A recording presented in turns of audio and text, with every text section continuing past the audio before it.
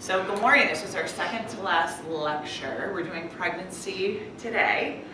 It's a pretty short lecture. We're gonna lecture straight on through, and then I'll leave a little early. You could go get a cup of hot chocolate or something and warm up on this dreary day.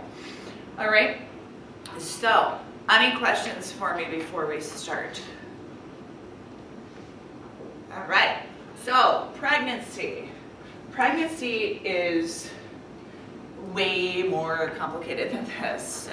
Understand that. I took a whole semester on embryology itself, okay? And they call the study of the conceptus to birth embryology, just so you know. Even though you begin as a conceptus, then you're an embryo, and then you're a fetus, they call the study of that maturation embryology.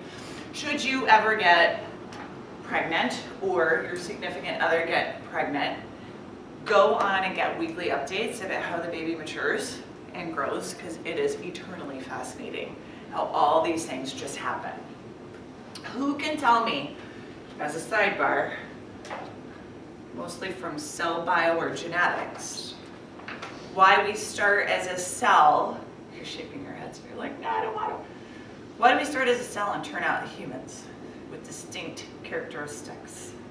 What happens to those cells?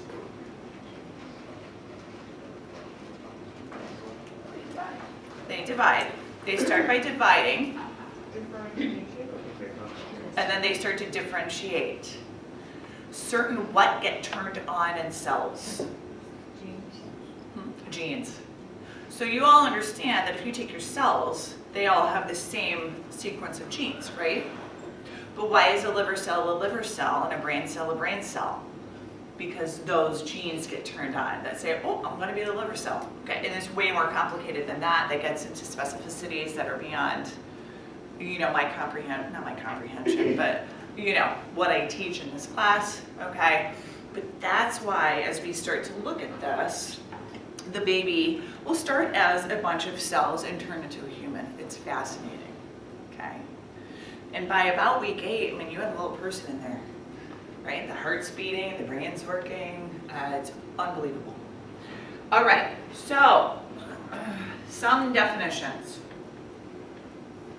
I think we got pregnancy. Okay, so conceptus is when the sperm and the egg join together, and there's actually more specific names that we'll get into than that.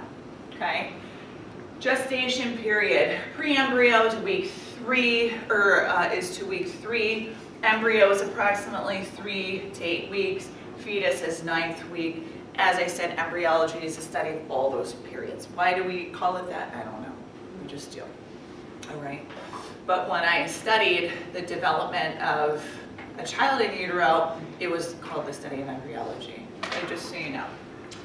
And there's very specific steps, and it used to kind of blow my mind, because when you start to see those weekly announcements when you're pregnant, they look like a little cell, and then they look like a little alien, and if you compare 5 weeks to a chicken or something, or they look similar. It's just crazy. You're like, oh my word, look at that.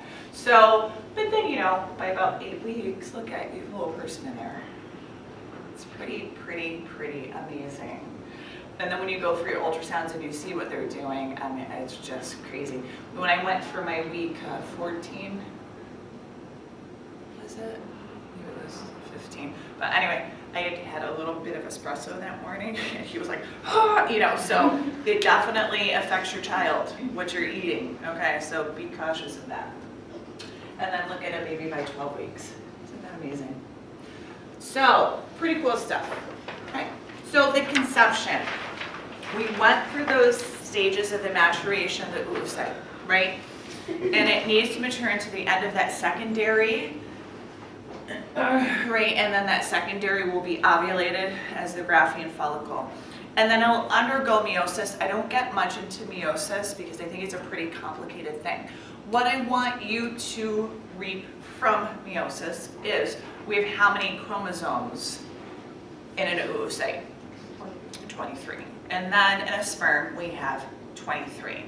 So basically, when they replicate and divide, they'll divide down into 23, okay?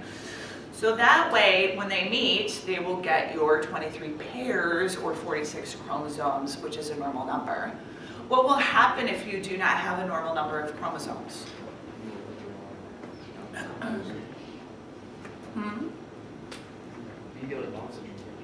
You can get issues like Down syndrome, Klinefelter syndrome, Turner syndrome. There's a lot of issues that can happen.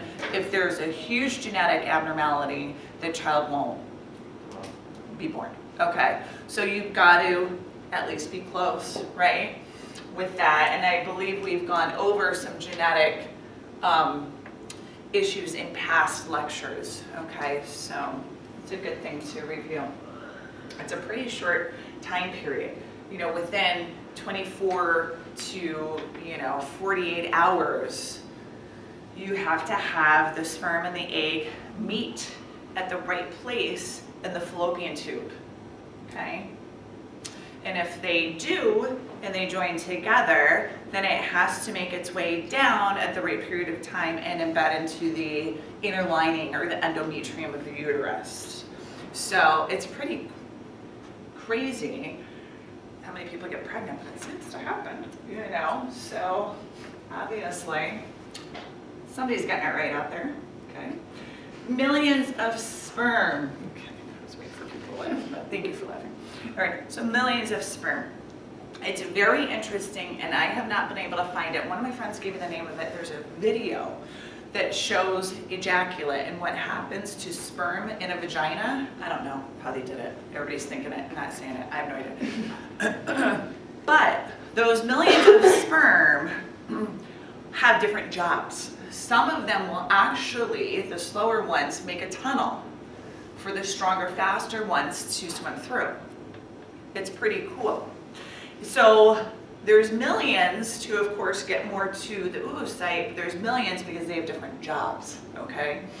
And those slower ones will form a tube. The faster ones will go through and get to the oocyte and hopefully get through it and put its genetic material into it.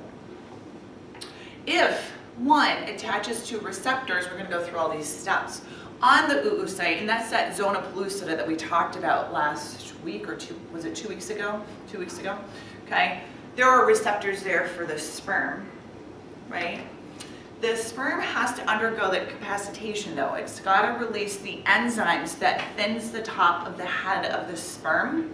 So it's thin enough for the genetic material, or that's what's called the pronucleus, to come out and join with the nucleus of the oocyte through that zona pellucida.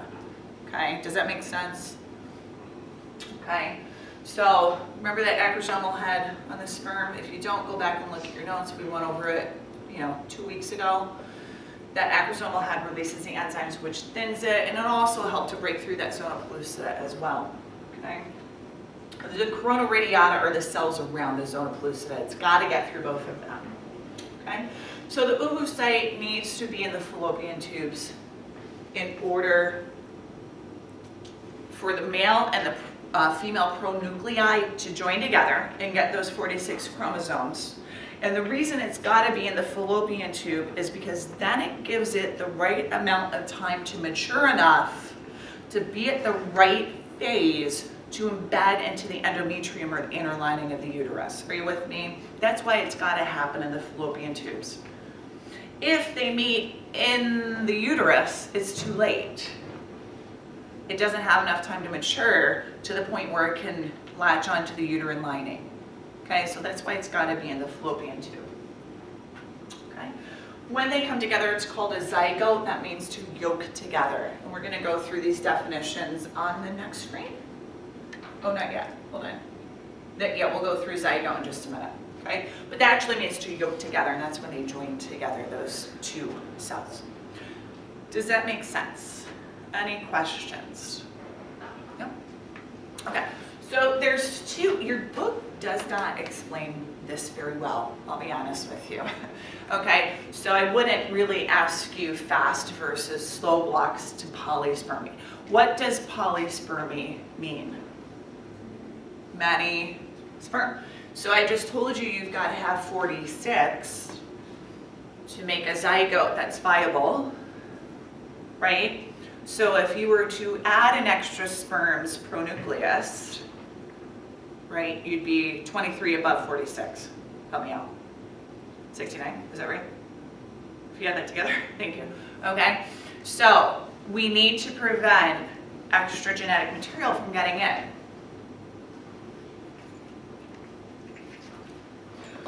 The immediate thing, from what I can gather from your book, is those attachment sites and those receptor sites get turned off, okay? And then they get destroyed. And then the egg will actually swell a little bit. And by swelling, if there's any left over, it'll kind of push it off, okay? Are you with me? So basically what I want you to gather from this is there's a quick reaction and a slow reaction to which we destroy those receptors and push any extra sperm off. Are you with me? Just to sort of simplify it. I feel like it's one of the concepts your book doesn't explain. Great. Okay?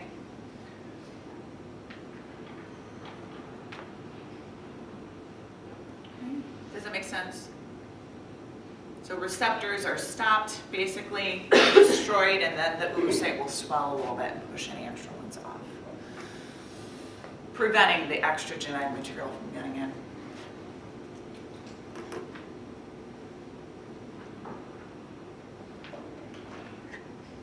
Any questions? Okay. So you can see, would it be helpful if I turn the lights off here? These little steps, pardon me. And so here's the oocyte with the, I can't quite reach up that far, with that membrane, the zona pellucida and the corona radiata.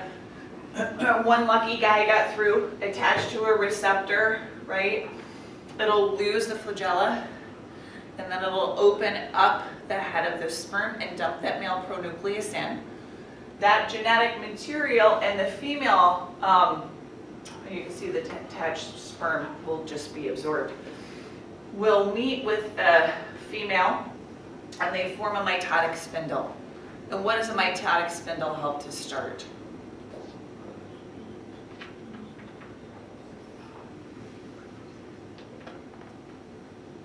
No? All right. It'll help to combine that genetic material and prepare it for what? Prepare this little guy to start doing what? Divide, right? So that is known as a zygote, where you yoke those two nuclei together. Okay, those chromosomes will align properly, and then it starts with cleavage and division. It starts to mitose and form the cells. Okay, does that make sense? Any questions on that one? No? All right.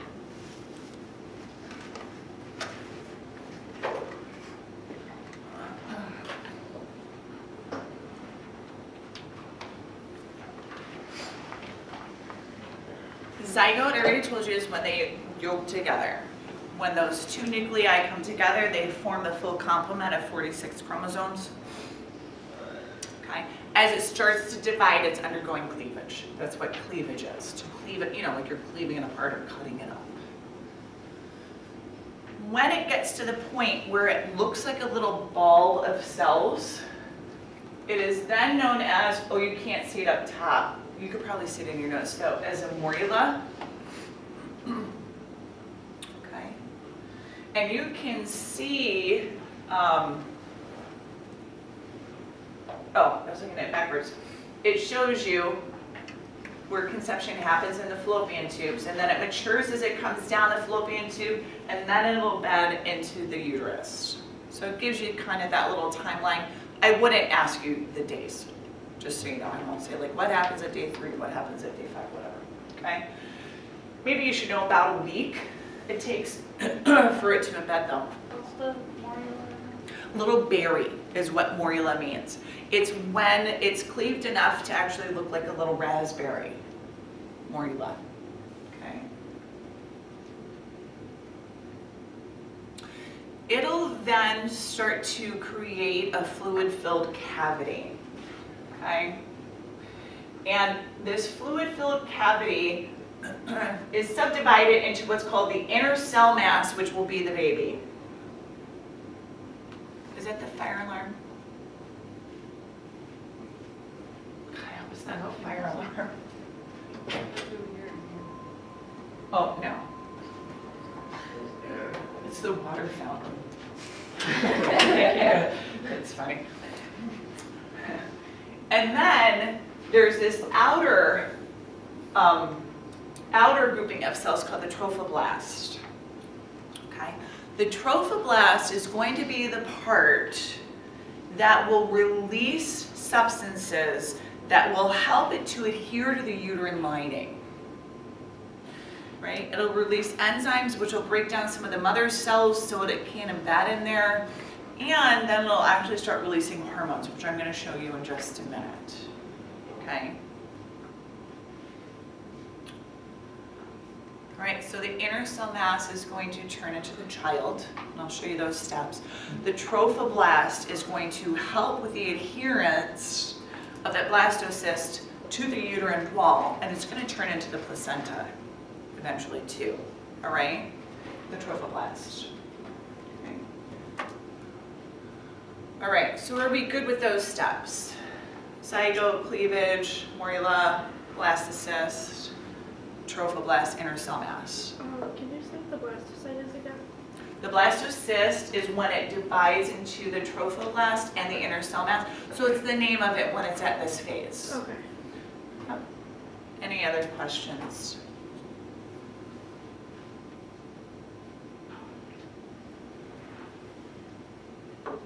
The embryonic disc will be just when that inner cell mass starts to flatten. Okay. We'll talk about that whole process too. Any other questions? Cool. All right, moving on. So it implants into the endometrium about 6 to 7 days after. That's the only time period that I want you to know. It takes about a week. Okay? And you can see that, so that trophoblast, or that layer of cells on the outside, releases what's called cellular adherence. So those are enzymes which start to break down the mother's uterine lining cells, so it can kind of burrow in there and dig in. And then that'll actually subdivide into other parts, but we won't get into that. But the other thing that the little trophoblast layer does is it will release human chorionic gonadotropin, also known as HCG. Okay? This hormone that's released from this layer of cells is what will perpetuate that corpus luteum. Do you remember the corpus luteum in the ovaries? To release progesterone and estrogen, small amounts of estrogen, good amounts of progesterone, to keep the pregnancy viable. Are you with me? Okay. Are you with me? And it'll keep those hormonal levels at a level that'll keep that pregnancy viable. So this little cell is what does that with the HCG. And HCG, if you look at pregnancy tests, is actually what they do to test it to see if somebody's pregnant early. It'll test your levels for HCG. Did you know that? Okay, cool. Okay, so HCG acts like luteinizing hormone. It'll perpetuate that release of progesterone and estrogen from the corpus luteum. That's what this means. CL is corpus luteum. Okay. Until about the 2nd to 4th month, I always read 12 weeks. Okay, what takes over the production of hormones at about 12 weeks, do you think? Very good, the placenta. Okay, the placenta will take over the release of those hormones at that point. And that's quite often, I don't have anybody that's had babies in here, do I? All my moms are gone. That's quite often when what goes away. About the 12th week. Morning sickness. So there's theories that HCG is what creates the morning sickness in a female. Okay, so, all right, does that all make sense? Yeah, okay. Honey, and you can see how it kind of burrows its way in there. It's pretty amazing.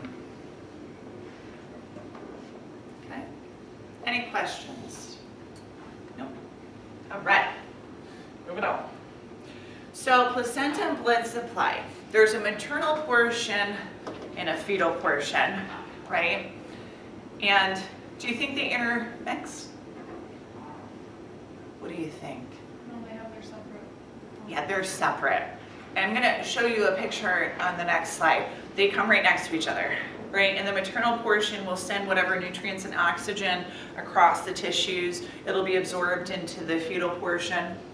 I'm sorry, excuse me. And then waste will go the opposite way. It's pretty cool. And we know this because after birth, when they rib, that's when the blood can intermingle. And that's when we get RH factor problems, which we'll go over next Monday in blood. Okay, does that make sense? Okay. So the decidua basalis is the mother's portion. Oh, I'm sorry, I thought I had this labeled on here. And okay, so the decidua basalis is maternal portion, and then chorion is the fetal portion, more specifically their villi. I'll show you in the next slide.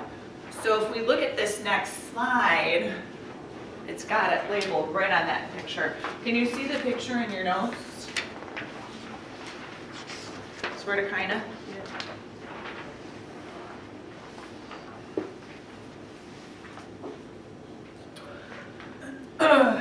Excuse me. So you can see, so the chorion is like the covering, right, around the fetus, but there's chorionic villi, which are arteries and veins, which stick up like little fingers, just like the villi and the GI tract. And then the mother's blood is that decidua basalis comes in and surrounds that. So you can see how nutrients will just cross over through those tissues. Okay. Giving the child the nutrients that it needs and oxygen, and then carrying wastes away. Does that make sense? Good? All right. So the amnion is the sac around it that has amniotic fluid. And that fluid helps to support and cushion the child.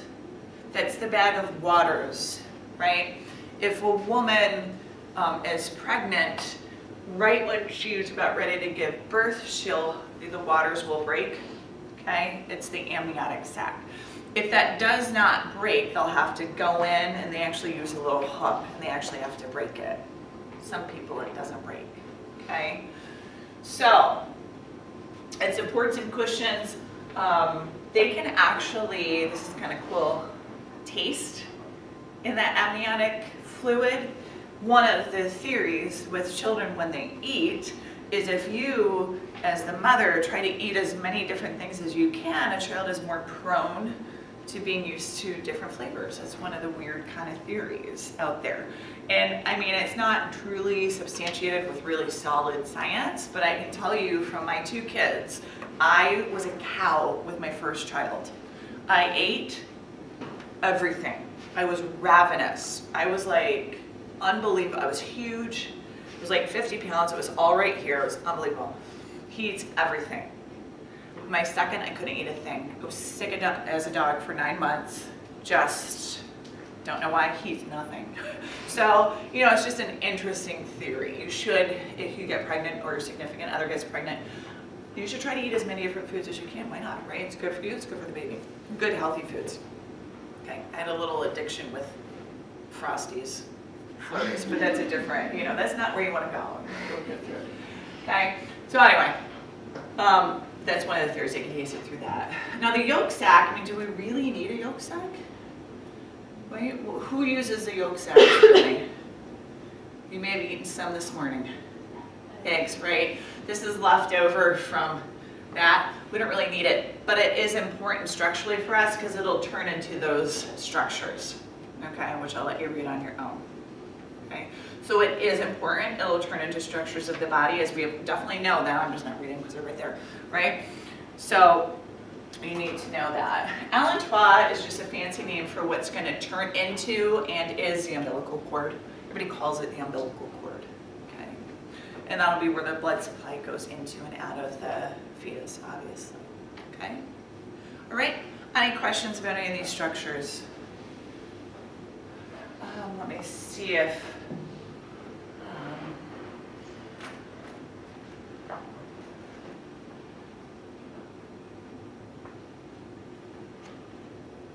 okay, oh, good. Oh, and the allotrope becomes part of the urinary bladder too, just as a sidebar. Okay, gastrulation or germ layer formation. So this is when that inner cell mass starts to differentiate, okay, undergoes gastrulation is a fancy word for it. Does anybody remember what it turns into? There's 3 of them.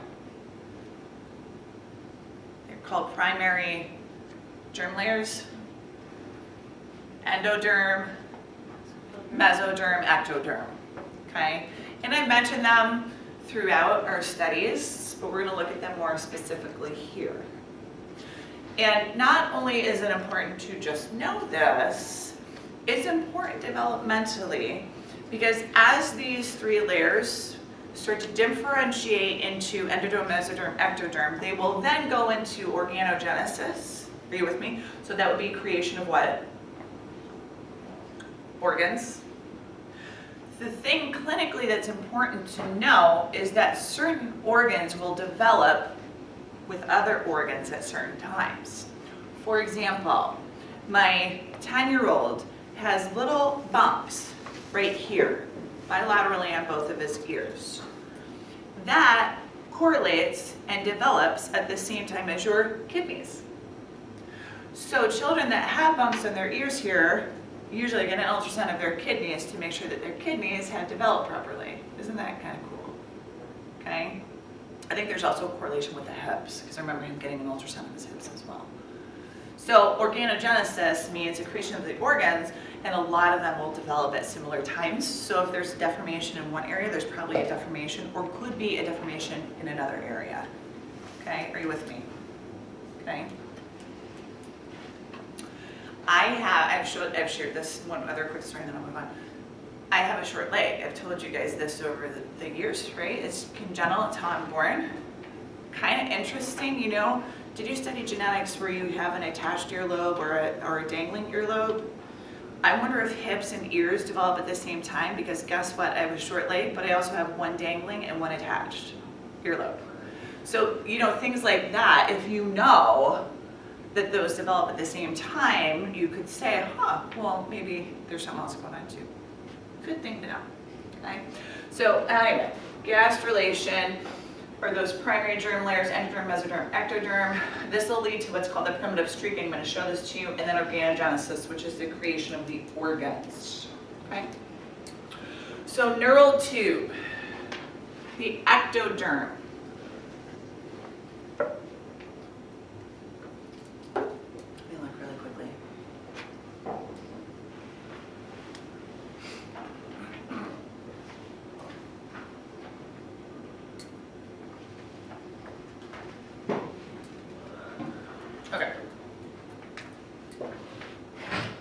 So we're going to look at this picture.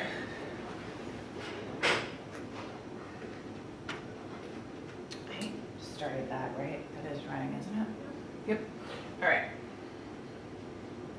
So we have, if we look at this embryonic disc has matured, we're starting to form those 3 layers, and they're starting to even progress further.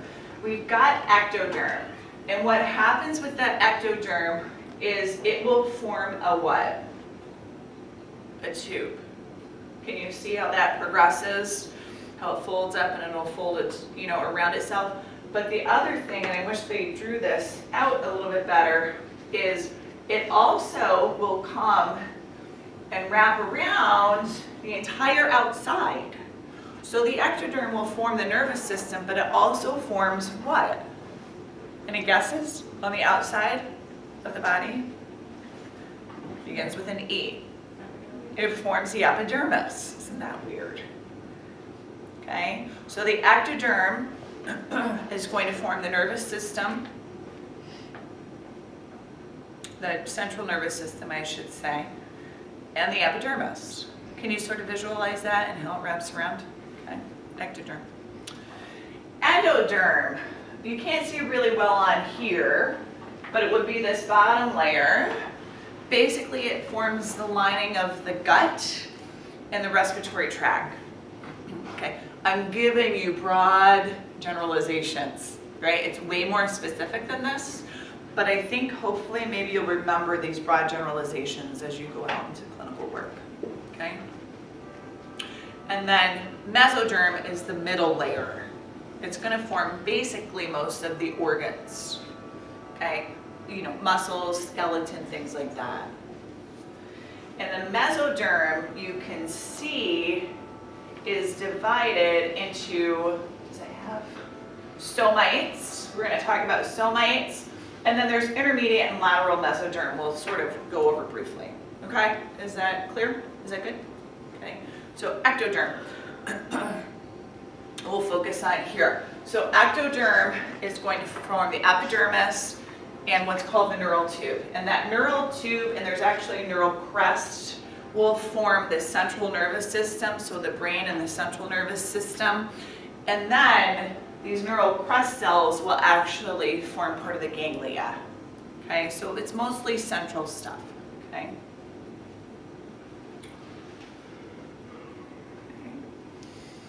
And then it'll mature and it'll enclose and it'll form the brain and the spinal cord.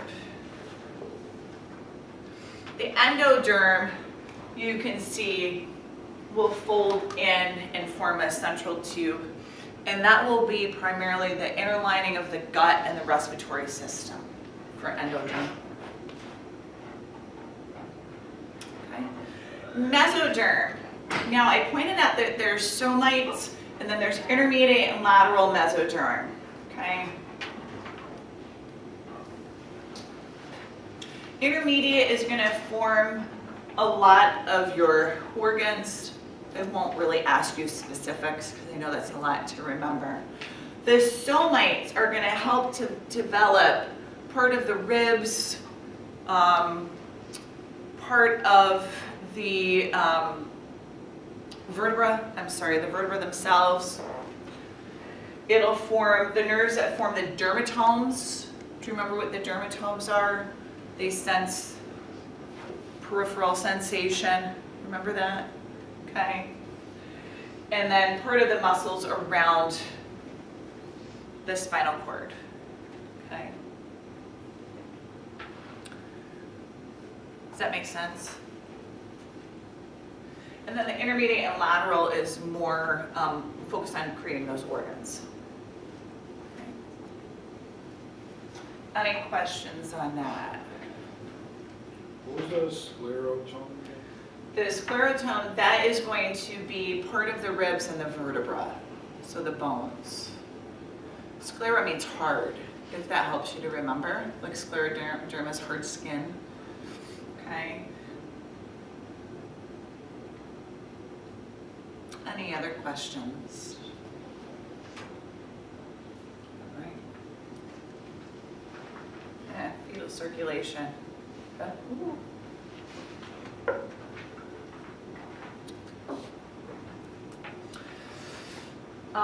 The thing with fetal circulation is, do you remember the circulation that runs through the heart?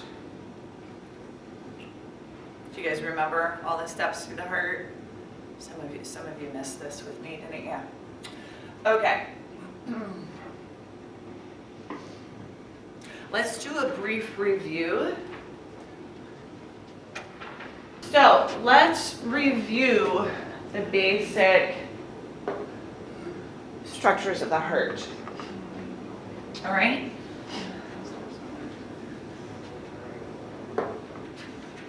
And we're just gonna do basic. It's what I'm trying to plan.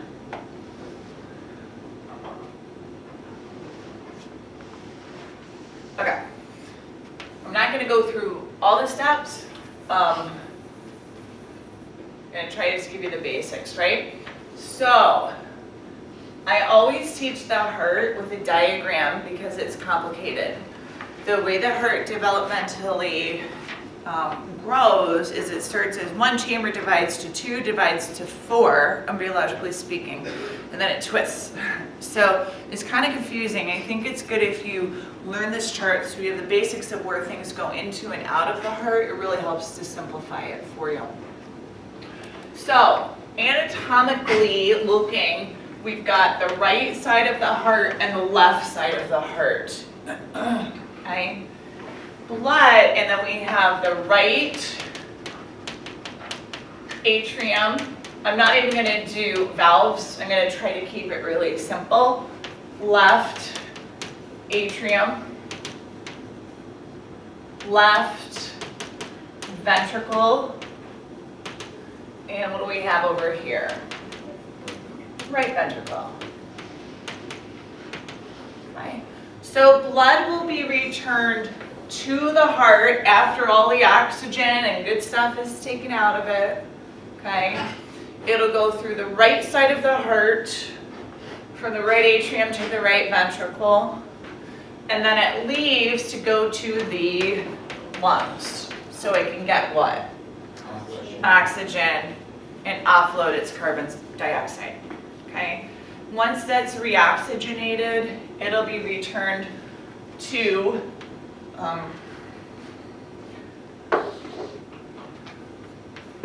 so we've got oxygenated blood is returned to the left atrium.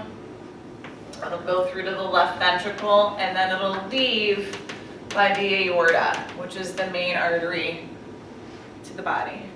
Does that kind of give you a good working knowledge, right? And in us, we have oxygenated blood on the left side, and we have what on the right side? Deoxygenated. And it's kind of a tricky slope, right? Because actually what we return back to the right side of the heart is how much percentage-wise oxygenated. Does anybody remember? 75%, right? We like to keep oxygen on all of our hemoglobin as much as possible, right? And keep that pretty saturated so God forbid something goes wrong, we've got to back up, right? And that's why they were saying for a while just to do chest compressions, because you circulate what's called that's the venous reserve. Are you with me? Okay, so deoxygenated on the right, oxygenated on the left, we're good, right? What does a baby not have to do? Or what does a baby not do? Baby doesn't have to do anything, but you know what I mean. Regarding this, babies don't have to breathe. So we bypass the lungs. Now understand, we send blood to the lungs, right? Because the lungs are growing. They need to be nurtured and grown, right? But we don't send blood from the heart to get oxygen to the lungs in the fetus. Are you with me? So the fetus has bypasses.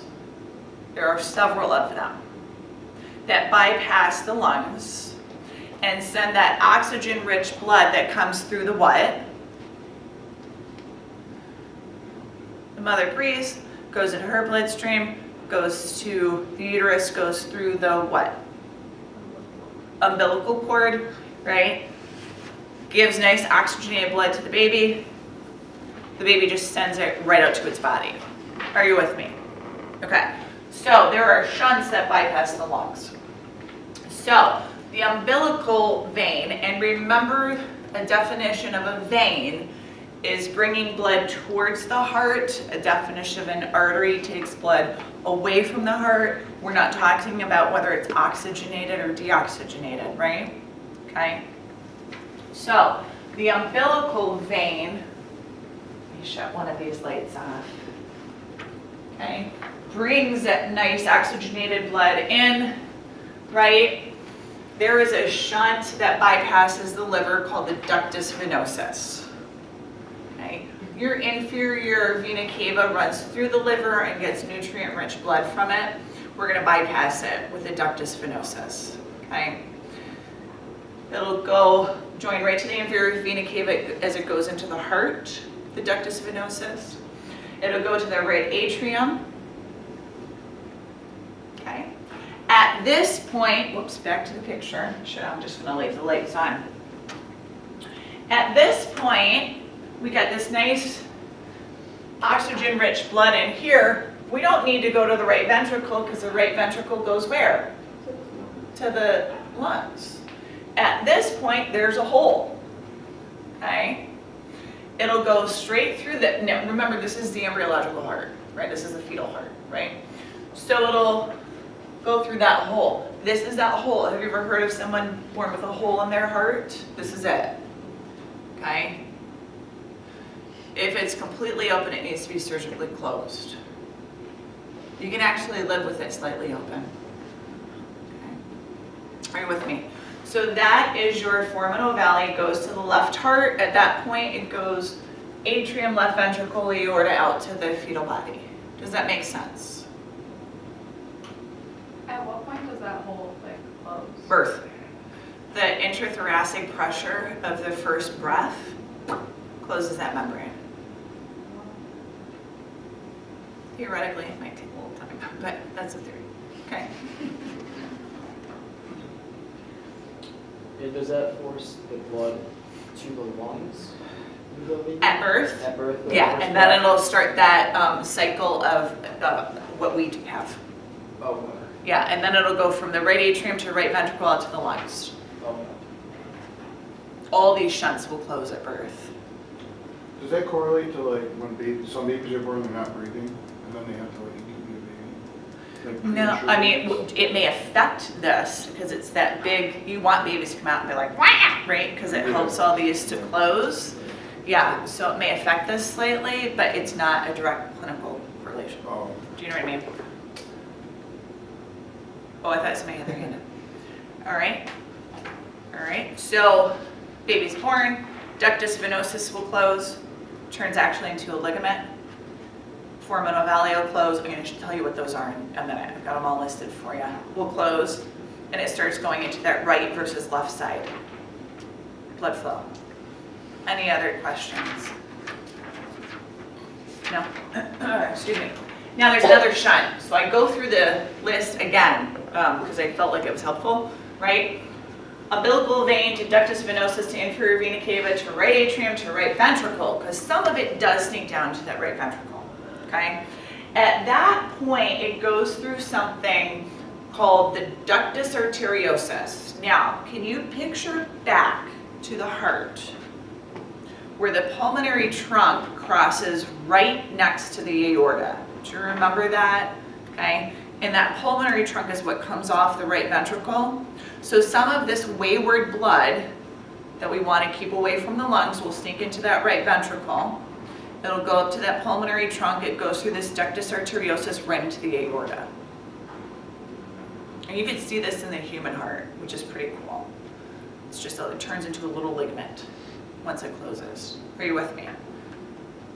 Okay, if it doesn't make sense, if you sit and look at the heart, you'll see the pulmonary trunk goes right next to the aorta. It's just a little opening between them. Okay, like a little blood vessel.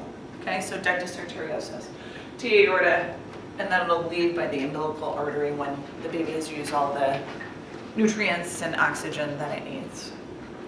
Woo! It's a big one, right? Okay, any questions on that? So 3 bypasses. And I think so here's a picture, if that helps you. Might be good. It compares fetal versus newborn. Okay, shows you what should be closed. Well, I'll talk about that in just a minute. Okay. Well, while we've got this fresh in our mind, let's look at, wait, where did I put it? Here it is. Occlusion of the fetal shunts. Okay, so umbilical artery, this actually turns into a ligament. I don't know why I have it in the notes as such. Don't worry, just don't worry about it. I wouldn't ask you about that anyway. Umbilical vein will turn into what's called the round ligament of the liver.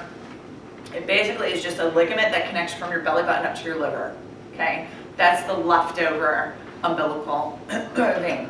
Okay, ductus venosus, which is that bypasses the liver, will turn into ligamentum venosum.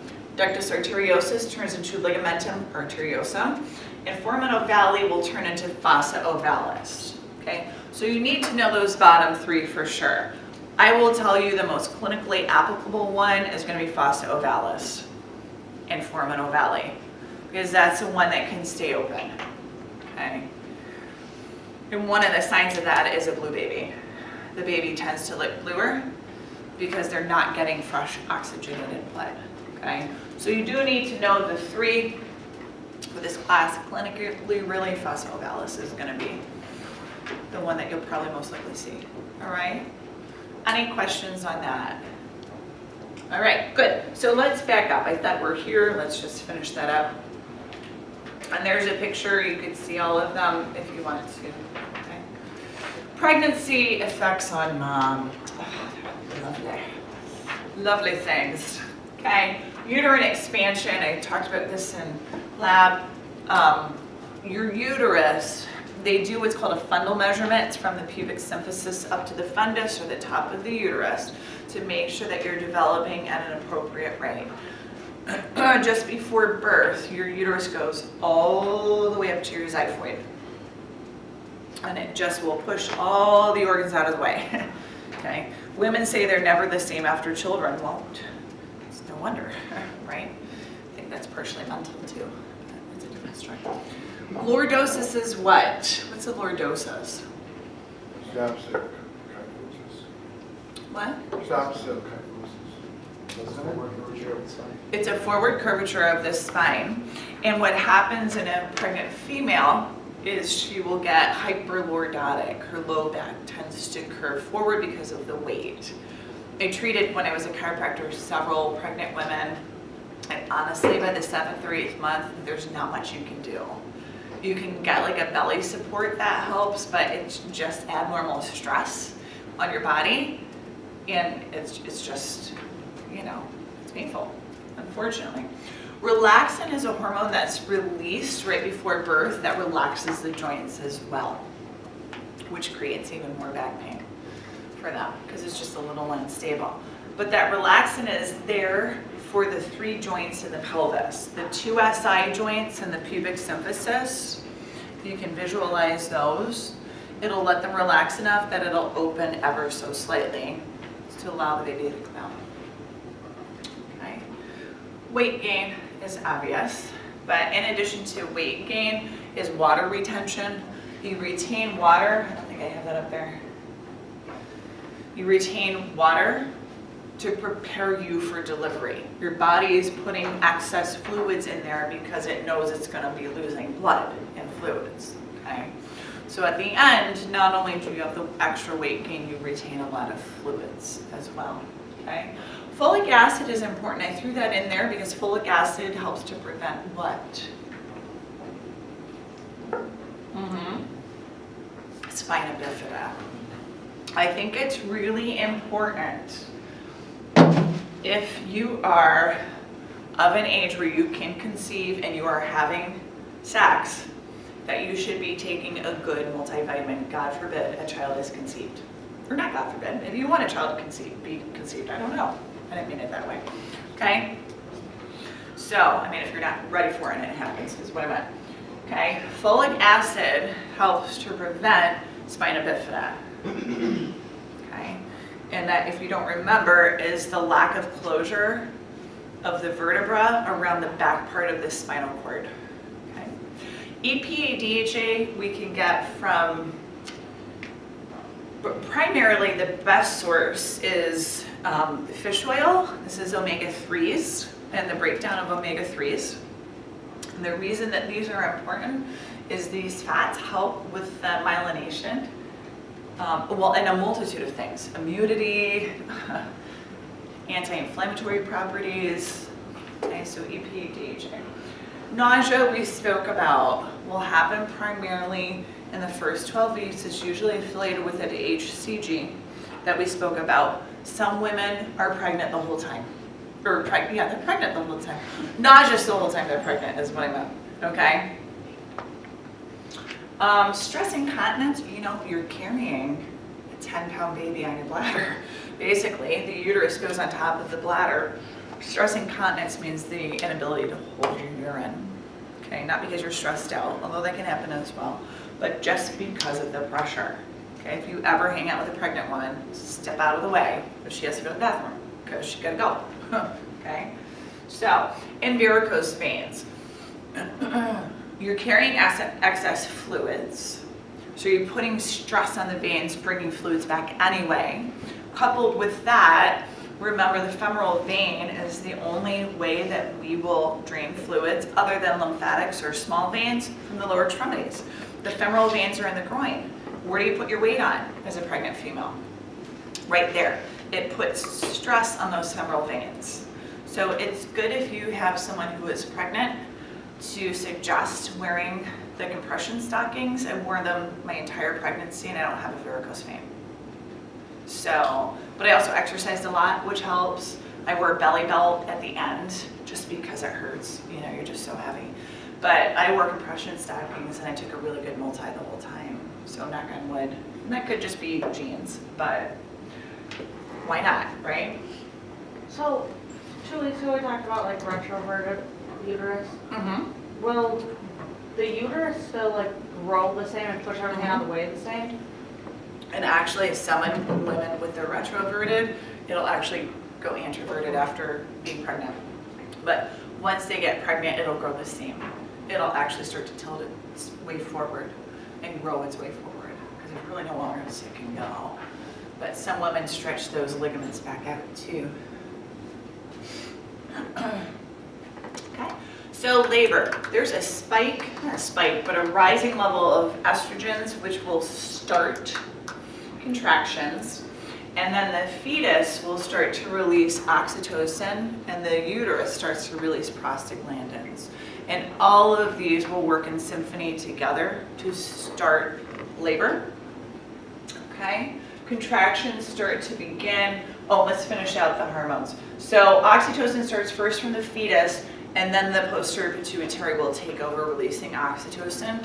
And that is one of the few positive feedback cycles that we've spoken about that will continue until the baby is delivered. Okay, so just to finish out those hormones. And then they all work as uterine stimulants. So the other thing that we should put in there, just a second, I'll look at this. Well, we can talk about it here. Okay, so that's, hold on.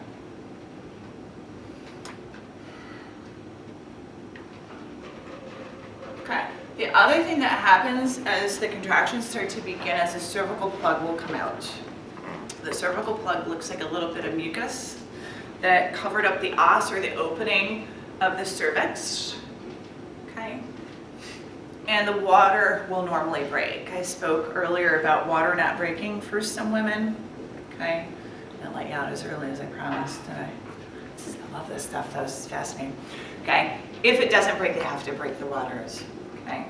The other thing that has to happen is the cervix has to dilate to 10 centimeters. That is approximately the width of 4 fingers. The nurse or the physician will come in and continue to check until the cervix is about 10 centimeters dilated. The other thing the cervix has to do is efface or thin. Effacement needs to be completed so you don't tear part of the uterus and so the baby can come out. Okay? Does that all make sense? Is that all up there? Yeah. Okay. The baby also has to engage in the pelvis in the proper position. Turn these off for a second. Okay, they have to be head down. If they're butt first or feet first, that's called what? Breech. You cannot deliver a baby that way. Won't happen. Okay? So they have to be head down. They have to be rear facing too, so the head can twist in the proper position to fit through. Okay? This happened with my second. He was in the wrong position. He was face up. But then all of a sudden, I felt him. He was like, clunk. I was like, oh my, you know, but they engage, and you can feel when they engage, and you're ready to push them out, okay? So, and then their head will twist, and they'll slide out, and then it's all easy after that. Just get the head out, okay? Especially my kids. They got big heads. They were total cone heads when they came out because their heads were so big. I was like, oh my, hopefully that pushed down. No, I'm just kidding, right? Okay. You can see the perineum. That's where they'll put a little cut to help delivery be a little bit easier, right? Some women don't. I have given you a story. Take it as you will, okay? I think a little cut and a few sutures are way better than the options, okay? And then after the child comes out, the placenta needs to detach and also be delivered. I mean, it's very simple. It more or less just comes out on its own. Then the nurse will take the placenta and make sure that it's intact. If part of the placenta stays adhered to the uterine lining, it'll perpetuate bleeding. It needs to all come out, okay? Well, that was kind of a weird, I mean, you guys know me, I'm pretty good with stuff. And the nurse was like, you want to see your placenta? I'm like, yeah, I'm good on that one, thank you. Just let me know if I need to do anything, okay? All right. Any questions on this? All right. You know, placenta after birth, done. Got it. Make sure it's intact, okay? So extrauterine events, inclusion of the fetal shunts we talked about. APGAR score is, and you could read through all those on your own. You'll see the nurse will test their reflexes and their responses and their color and whatnot to make sure that everything is okie dokie. It's a general screen to make sure the baby's okay. And then with that first breath, that will shut those shunts down that we spoke about. But the other thing that's important with the first breath is the baby needs to be mature enough to be releasing surfactant. Do you remember surfactant from our respiratory lecture in the fall? And surfactant helps to keep the lungs open. If the child is born too young, they need to administer chemical surfactant, okay, until they make their own. All right? Any questions on this? All right. I don't think we'll do the case study. All right. Any questions on any of that? That's always a fun little lecture. We good? Excellent. I will see you next week then. Have a great week. If you have any questions, email me or come see me.